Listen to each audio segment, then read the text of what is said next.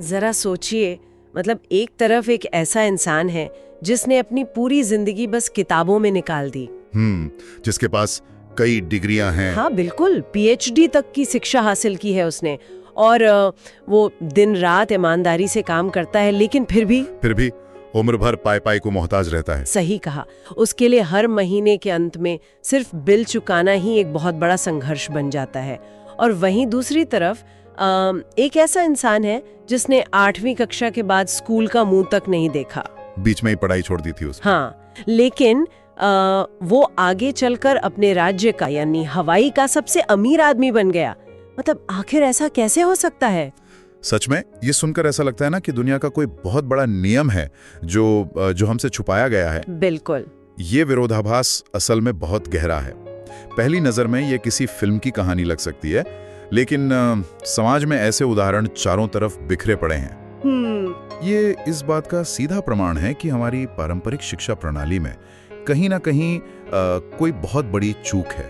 और यही आज की हमारी इस गहन चर्चा का मुख्य विषय है। इस डीप डाइव में हमारा मिशन बहुत ही स्पष्ट है। आज हम मशहूर स्रोत रिच डैड पुअर डैड के पन्नों से उन अचूक वित्तीय रहस्यों को बाहर निकालेंगे जो अमीर लोग अपने बच्चों को बंद कमरों में सिखाते हैं, और गरीब और मध्यम वर्ग के लोग उन बातों से पूरी तरह अनजान रहते हैं। एकदम सही। आज की इस तेजी से बदलती दुनिया में समाज हमें एक बहुत ही पुराना और धूल खाया हुआ नुस्खा थमाता है कि बस अच्छे नंबर लाओ और एक सुरक्षित नौकरी पाओ। हाँ, जो कि अब काम नहीं आता। बिल्कुल नहीं आता। ये चर्चा इसी मानसिकता को तोड़ने और वित्तीय साक्षरता, मेरा मतलब है फाइनेंशियल लिटरेसी का असली अर्थ समझने के लिए है। ठीक है, चलिए इसे थोड़ा और गहराई से समझते हैं। देखिए, अगर हम इसे एक बड़ी तस्वीर से जोड़कर देखें तो इस पूरी चर्चा का उद्देश्य केवल ये सीखना नहीं है कि जल्दी से पैसे कैसे कमाए जाएं। मतलब रातों रात अमीर बनने का कोई जादू यहाँ नहीं है। अच्छा। इसका असली मकसद ये समझना है कि पैसा दरअसल काम कैसे करता है, उसकी प्रकृति क्या है। जब तक पैसे के काम करने का वो बुनियादी तंत्र समझ में नहीं आता, तब तक इंसान कितनी भी मेहनत कर ले, कितनी भी डिग्रियां ले ले, है ना, बिल्कुल उसे असली वित्तीय आजादी कभी नहीं मिल सकती। ये बात तो सच में सोचने पे मजबूर करती है। तो इस रहस्य को समझने के लिए हमारे स्रोत में कहानी कहाँ से शुरू होती है? क्योंकि मैंने सुना है कि इसमें विचारों और माइंडसेट का बहुत बड़ा खेल है। कहानी की शुरुआत उन्हीं दो पिताओं के उदाहरण से होती है जिनका जिक्र अभी हमने किया। इस स्रोत के लेखक रॉबर्ट कियोसाकी बचपन में दो अलग अलग मानसिकताओं के बीच पले बढ़े। अच्छा, दो अलग अलग मानसिकताएं? हाँ, एक उनके सगे पिता थे जिन्हें वो पुअर डैड कहते हैं, वही अत्यधिक शिक्षित व्यक्ति जो हमेशा आर्थिक तंगी में रहे, और दूसरे उनके सबसे अच्छे दोस्त माइक के पिता थे जिन्हें वो रिच डैड कहते हैं, जो सिर्फ 8वीं पास थे। बिल्कुल, वे 8वीं पास थे, लेकिन उनके पास व्यावहारिक ज्ञान का एक बहुत बड़ा भंडार था। लेकिन एक बात बताइए, अगर दोनों ही पिता मेहनत कर रहे थे तो नतीजे इतने अलग क्यों थे?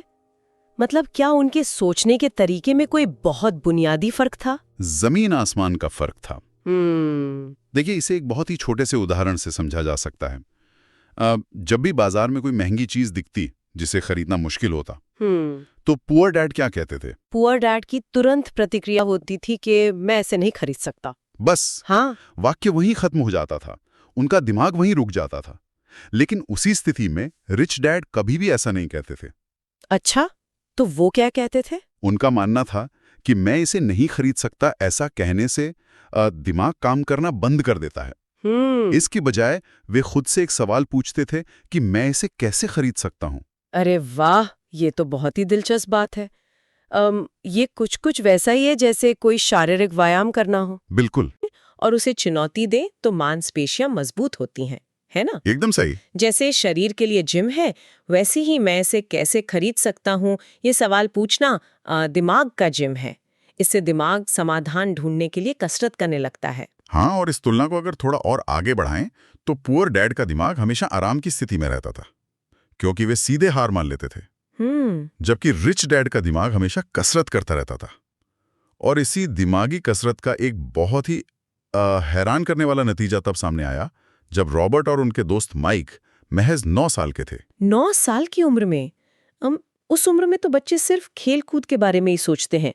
उन्होंने ऐसा क्या कर दिया था? स्रोत में एक बहुत ही मजेदार किस्सा है। एक दिन कुछ अमीर बच्चों ने रॉबर्ट और माइक को अपने साथ खेलने से मना कर दिया। अरे क्यों? सिर्फ इसलिए क्योंकि वे बच्चे गरीब परिवारों से थे। इस घटना ने उन दोनों 9 साल के बच्चों के दिमाग पर बहुत गहरा असर किया। हाँ, समझ सकती हूँ। उन्होंने तय किया कि वो भी पैसा कमाएंगे, तो उन्होंने आस पड़ोस से इस्तेमाल किए हुए टूथपेस्ट के खाली ट्यूब्स इकट्ठे करने शुरू कर दिए। टूथपेस्ट की ट्यूब्स? हाँ, और उस जमाने में वो ट्यूब प्लास्टिक के नहीं बल्कि शीशे के बने होते थे, यानी लेड के। शीशे के ट्यूब? लेकिन उनका वो करने क्या वाले थे? मतलब कबाड़ में बेचने वाले थे क्या? नहीं, उनका आइडिया इससे कहीं ज्यादा बड़ा था। उन्होंने उन शीशे के ट्यूब्स को एक बर्तन में पिघलाया। पिघलाया? हाँ, और फिर प्लास्टर ऑफ पेरिस से कुछ सांचे बनाए। उन सांचों में वो पिघला हुआ शीशा डालकर वे सचमुच के सिक्के ढाल रहे थे। क्या बात कर रहे हैं? हाँ, वे पैसे कमाने के विचार को बहुत ही शाब्दिक अर्थ में ले रहे थे। एक मिनट, तो उन 9 साल के बच्चों ने सचमुच अपने घर में एक टकसाली खोल ली थी? बिल्कुल। लेकिन ये तो जालसाजी है। मेरा मतलब है ये तो पूरी तरह से गैर कानूनी काम है। जब उनके घर वालों ने ये देखा होगा तो क्या हंगामा नहीं हुआ? बहुत हंगामा हुआ था।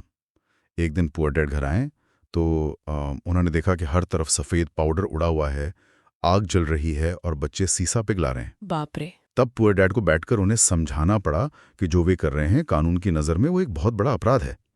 लेकिन यहाँ जो बात ध्यान देने वाली है वो पुअर डैड की प्रतिक्रिया है। उन्होंने बच्चों को डांटा नहीं? उन्होंने बच्चों को डांटकर उनकी हिम्मत नहीं तोड़ी। उन्होंने बच्चों के इस कुछ कर गुजरने वाले जज्बे की और उनकी रचनात्मकता की तारीफ की। अच्छा, ये तो अच्छी बात है। हाँ, बस उन्होंने इतना कहा कि असली पैसे कैसे काम करते हैं, अगर ये सीखना है तो माइक के पिता यानी रिच डैड के पास जाओ। चलिए, ये तो बहुत अच्छी बात है कि उन्होंने बच्चों को हतोत्साहित नहीं किया। लेकिन मुझे यहाँ एक बात बहुत खटक लगी है। क्या हम बचपन से ही ये सुरक्षित खेलने यानी प्लेइंग इट सेफ की कंडीशनिंग का शिकार नहीं हो जाते? मेरा मतलब है पुअर डैड तो वही सिखा रहे थे जो दुनिया का हर माता पिता सिखाता है कि बेटा अच्छे से पढ़ाई करो, अच्छे नंबर लाओ और किसी अच्छी कंपनी में सुरक्षित नौकरी ढूंढो। बिल्कुल। इसमें गलत क्या है?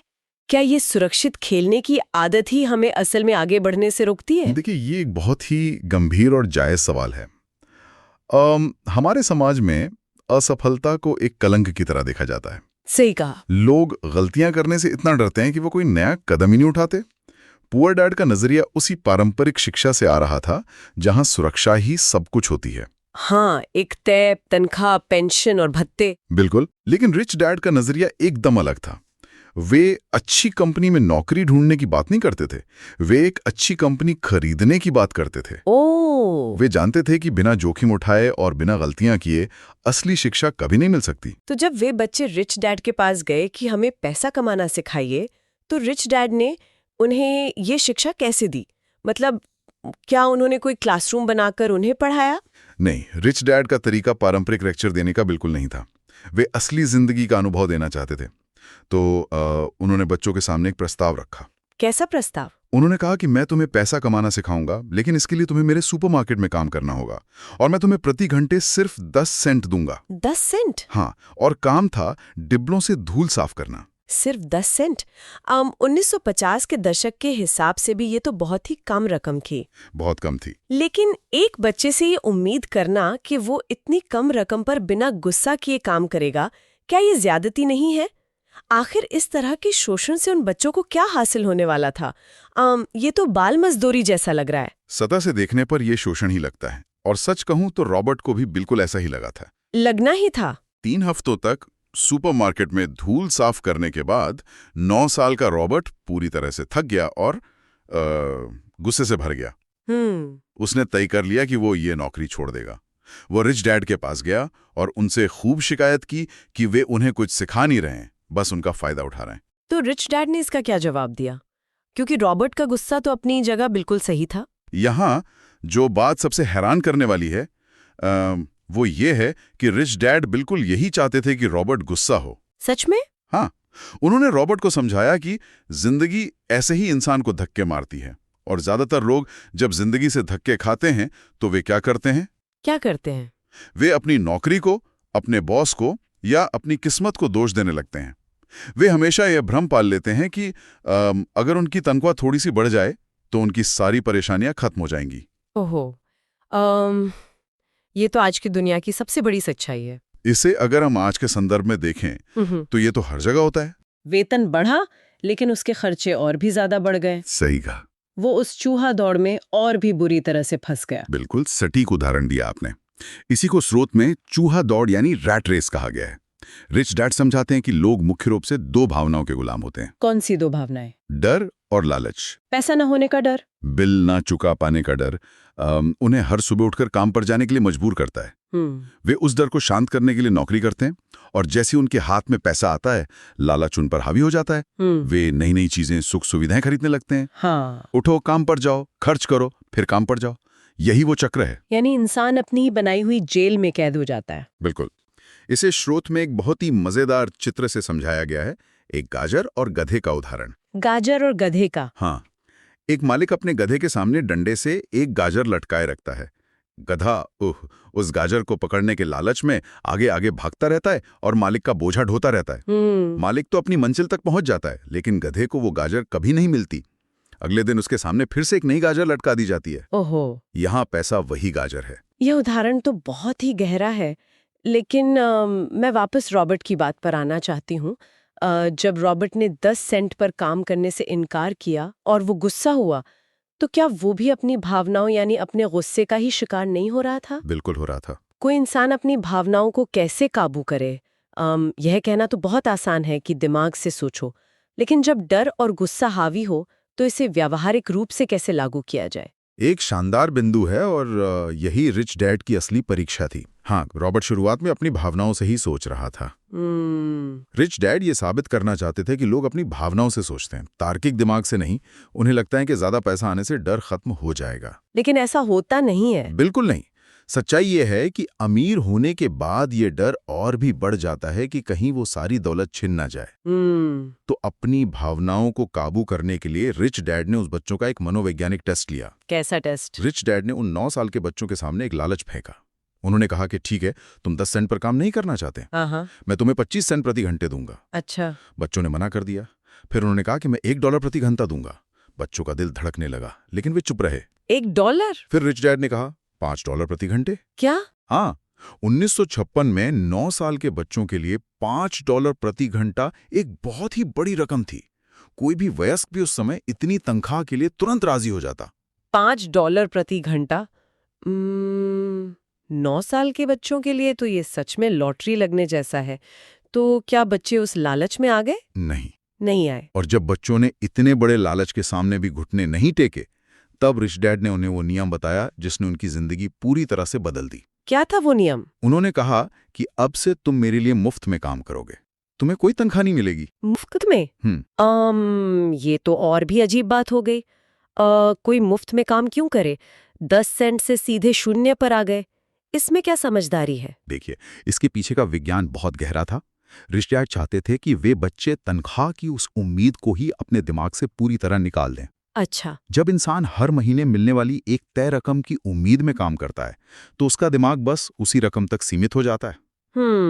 लेकिन जब वो तनख्वाह की उम्मीद छोड़ देता है, तब उसका दिमाग उसे चारों तरफ ऐसे अदृश्य अवसर दिखाने लगता है जो दूसरे लोग जो सिर्फ पैसे के लिए आंखें बंद करके दौड़ रहे हैं, कभी नहीं देख पाते। ये बात कुछ एक बीज बोने जैसी लग रही है। कैसे? शुरुआत में इंसान को बस मिट्टी खोदनी होती है, बीज बोना होता है और बिना किसी फल की तुरंत उम्मीद किए उसे रोज पानी देना होता है। बिल्कुल। उस वक्त ऐसा लगता है कि वो मुफ्त में मेहनत कर रहा है, कोई तुरंत लाभ नहीं मिल रहा। लेकिन एक बार जब जड़ें गहरी हो जाए और पेड़ बड़ा हो जाए, तो वो पेड़ जीवन भर बिना रोज पानी दिए भी छाया और फल देता रहता है। ये बहुत ही सटीक तुलना है। और उन बच्चों ने सुपरमार्केट में मुफ्त में काम करते हुए ठीक ऐसा ही एक पेड़ लगाया। कैसे?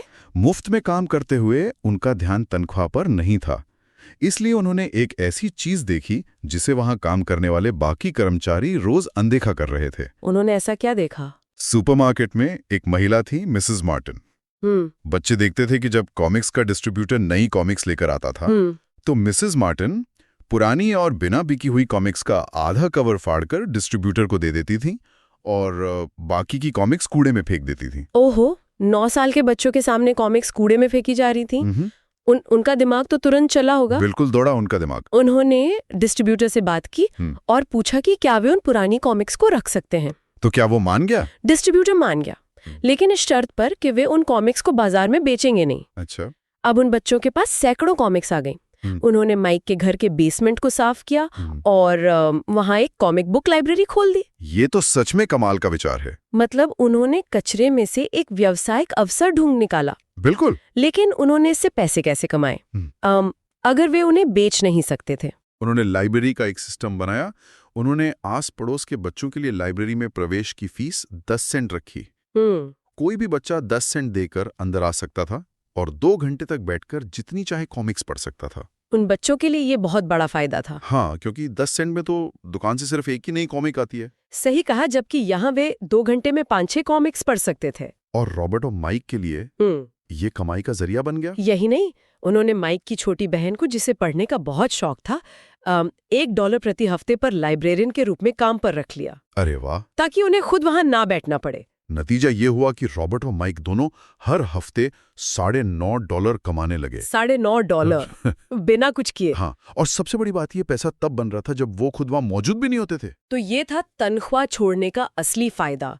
उन्होंने सिर्फ पैसे के लिए काम करना छोड़ दिया था, बल्कि उन्होंने एक ऐसा सिस्टम खड़ा कर लिया था जहां पैसा उनके लिए काम कर रहा था। बिल्कुल। ये तो सच में पैसे बनाने की एक मशीन हो गई।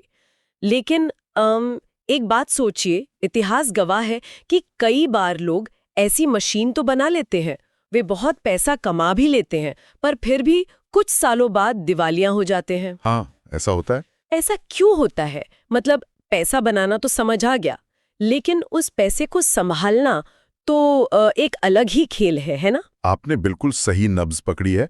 और हमारे शोध में इसका एक बहुत ही खौफनाक ऐतिहासिक उदाहरण दिया गया है। कैसा उदाहरण? 1923 में शिकागो के एजवाटर बीच होटल में दुनिया के कुछ सबसे महान और अमीर व्यवसायियों की एक बैठक हुई थी। अच्छा। इनमें चार्ल्स श्वाब, जो दुनिया की सबसे बड़ी स्वतंत्र स्टील कंपनी के प्रमुख थे, सैमुअल इंसूल, जो दुनिया की सबसे बड़ी यूटिलिटी कंपनी के अध्यक्ष थे, और रिचर्ड विटनी जैसे दिग्गज शामिल थे। उस समय पूरी अर्थव्यवस्था को अपनी उंगलियों पर नचाते थे। इतने ताकतवर लोग, उनका क्या हुआ? ठीक 25 साल बाद अगर आप इन लोगों का अंत देखें तो सच में रोंगटे खड़े हो जाते हैं। चार्ल्स श्वाब अपने आखिरी दिनों में पूरी तरह से कर्ज में डूब गए थे और दिवालिया होके मरे। बाप रे। सैमुअल इंसोल की मौत विदेश में एक भगोड़े के रूप में हुई। उनके पास एक फूटी कौड़ी नहीं थी। और रिचर्ड विटनी को तो जालसाजी के जुर्म में जेल की हवा खानी पड़ी। ये तो सच में हैरान कर देने वाला है। इतने समझदार लोग, जिन्हें पैसों का इतना ज्ञान था, वे इतना बुरा कैसे हार सकते हैं? मतलब आखिर गलती कहाँ हुई? देखिए, गलती ये थी कि ये बात बिल्कुल मायने नहीं रखती कि कोई इंसान अपनी जिंदगी में कितना पैसा कमाता है। तो क्या मायने रखता है? मायने ये रखता है कि वो कितना पैसा बचा कर रख पाता है और उसे कितनी पीढ़ियों तक सुरक्षित रख पाता है। इन लोगों को पैसा कमाना आता था, लेकिन पैसे को रोकना नहीं आता था। और यहीं पर वित्तीय साक्षरता का सबसे पहला, सबसे महत्वपूर्ण और शायद सबसे अनदेखा किया गया नियम आता है। मैं सुनने के लिए बेताब हूँ। वो नियम क्या है? नियम बहुत ही सरल है। आपको संपत्ति यानी एसेट्स और दायित्व यानी लायबिलिटीज के बीच का अंतर समझना होगा और जीवन भर केवल और केवल संपत्ति खरीदनी होगी। बस इतना ही? सुनने में ये बहुत ही किताबी और आसान लगता है। इसमें ऐसा क्या रहस्य है जो शिकागो के उन दिग्गजों को समझ नहीं आया? देखिए, रिच डैड एक सिद्धांत में विश्वास करते थे जिसे किस यानी कीप इट सिंपल स्टूपिड कहा जाता था। हाँ। वे चीजों को जटिल नहीं बनाते थे। उन्होंने 9 साल के बच्चों को ये नियम बिना किसी भारी आर्थिक शब्दावली के समझाया था। उन्होंने सिर्फ चित्र बनाए, एक इनकम स्टेटमेंट और एक बैलेंस शीट। अच्छा। आसान शब्दों में संपत्ति वो चीज है जो आपकी जेब में पैसा डालती है और दायित्व वो चीज है जो आपकी जेब से पैसा निकालती है। अमीर लोग सिर्फ संपत्ति इकट्ठी करते हैं, लेकिन गरीब और मध्यम वर्ग के लोग जीवन भर दायित्व इकट्ठे करते हैं। और सबसे बड़ी त्रासदी यह है कि वे उन दायित्वों को ही अपनी संपत्ति मान बैठते हैं। मुझे इसे थोड़ा और गहराई से समझने दीजिए। मध्यम वर्ग ये भारी गलती कैसे करता है?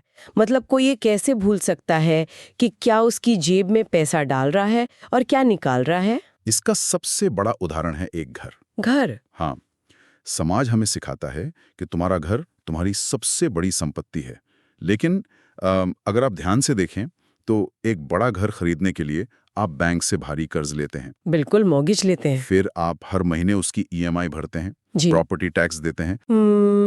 उसके रख रखाव और मरम्मत पर खर्च करते हैं। हाँ, वो तो है। यानी वो घर हर महीने आपकी जेब से पैसा बाहर निकाल रहा है।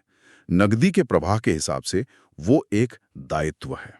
अच्छा। दूसरी तरफ अगर आप एक ऐसी प्रॉपर्टी खरीदते हैं जिसे आप किराए पर चढ़ा देते हैं और वो किराया आपके सारे खर्चे निकालकर आपकी जेब में कुछ मुनाफा डालता है, तो वो प्रॉपर्टी एक संपत्ति है।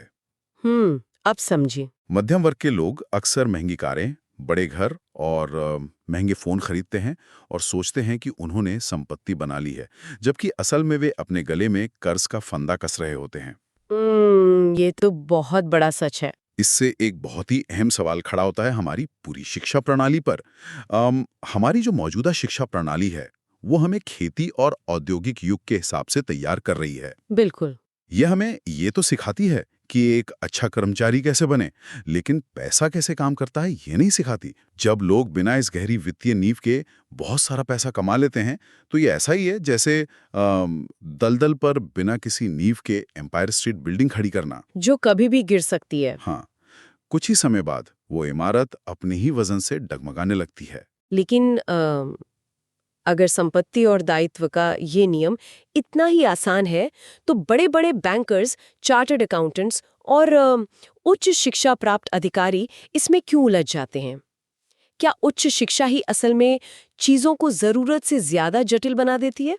देखिए, उच्च शिक्षा चीजों को जटिल तो बनाती ही है, लेकिन उससे भी बड़ा कारण है भावनाएं। भावनाएं? हाँ, जब पैसे की बात आती है तो पढ़े लिखे लोगों की तार्किक क्षमता पर भी उनका डर और लालच हावी हो जाता है। अच्छा। जब किसी पढ़े लिखे अधिकारी की तनख्वाह बढ़ती है तो वो तार्किक रूप से ये नहीं सोचता कि इस अतिरिक्त पैसे से कोई व्यापार शुरू किया जाए या निवेश किया जाए। तो वो क्या सोचता है? उसका लालच उसे कहता है कि समाज में रुतबा दिखाने के लिए एक बड़ा घर लिया जाए।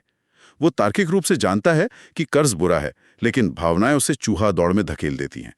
वो अपने आमदनी के साथ साथ अपने खर्च बढ़ा लेता है। तो आज की इस गहन चर्चा ने एक बात तो शीशे की तरह साफ कर दी है कि असली शिक्षा, पैसे की असली समझ स्कूल की चारदीवारी के भीतर नहीं मिलती। बिल्कुल नहीं मिलती। वह असल जिंदगी के थपेड़ों, अनुभवों और सही मानसिकता से शुरू होती है। हमने शुरुआत में देखा कि कैसे मैं इसे नहीं खरीद सकता कहना दिमाग को सुला देता है। हाँ, जबकि मैं इसे कैसे खरीद सकता हूँ पूछना दिमाग के बंद दरवाजे खोल देता है। और हमने यह भी समझा कि कैसे सिर्फ एक तय तनख्वाह का लालच और पैसे न होने का डर इंसान को जीवन भर के लिए उस चूहा दौड़ में फंसा देता है। एकदम सही। जब इंसान मुफ्त में काम करने की मानसिकता अपनाता है, यानी सिर्फ पैसे के लिए काम करना छोड़ देता है, तब उसे ऐसे अवसर दिखाई देते हैं जिनसे पैसा खुद उसके लिए काम करने लगता है। हाँ, बिल्कुल। और सबसे बड़ी बात, हमने उस सबसे सरल लेकिन सबसे शक्तिशाली नियम को जाना, संपत्ति और दायित्व के बीच का वो छोटा सा अंतर, जो बहुत जरूरी है। ये वही नींव है जिस पर तीरियों की दौलत खड़ी की जा सकती है। जो भी इंसान सच में वित्तीय आज़ादी का सपना देखता है, उसे अपनी भावनाओं के चंगुल से आज़ाद होकर अपने दिमाग से सोचना सीखना ही होगा। बिल्कुल, सीखना होगा। तो अब आ गए हैं हम आज की इस चर्चा के बिल्कुल आखिरी पड़ाव पर। हमने शुरुआत में बात की थी कि शारीरिक सेहत का नुस्खा तो साफ है, पर वित्तीय सेहत का नुस्खा समाज ने गलत दे रखा है। अब चर्चा खत्म करने से पहले जरा इस एक विचार पर गौर कीजिए। हमारे स्रोत में गहराई से बताया गया है कि ये पूरी दुनिया की अर्थव्यवस्था लोगों के इसी डर और लालच, यानी उनकी वित्तीय अज्ञानता पर टिकी हुई है। सही बात है। लोग तनख्वाह के लालच में उन चीजों को खरीदते हैं जिनकी उन्हें जरूरत नहीं है, और फिर उस कर्ज को चुकाने के डर से जीवन भर पिसते रहते हैं। बिल्कुल। तो जरा सोचिए, अगर कल सुबह उठकर समाज का हर व्यक्ति अचानक से पूरी तरह वित्तीय रूप से साक्षर हो जाए, ओहो, अगर कल से हर इंसान ये तय कर ले कि वो सिर्फ संपत्ति खरीदेगा और गैर जरूरी दायित्व खरीदना पूरी तरह से बंद कर देगा, तो क्या दुनिया की ये मौजूदा अर्थव्यवस्था जो लोगों के उपभोग और उनके कर्ज पर सांस ले रही है, एक ऐसे कारखाने की तरह ठप नहीं हो जाएगी जहां हर कोई मालिक बनना चाहता है और कोई मजदूर बचा ही नहीं है? ये तो बहुत ही गहरा सवाल है ना? हाँ। इसी एक गहरे और थोड़े बेचैन कर देने वाले सवाल के साथ आज की एक गहन चर्चा यहीं समाप्त होती है।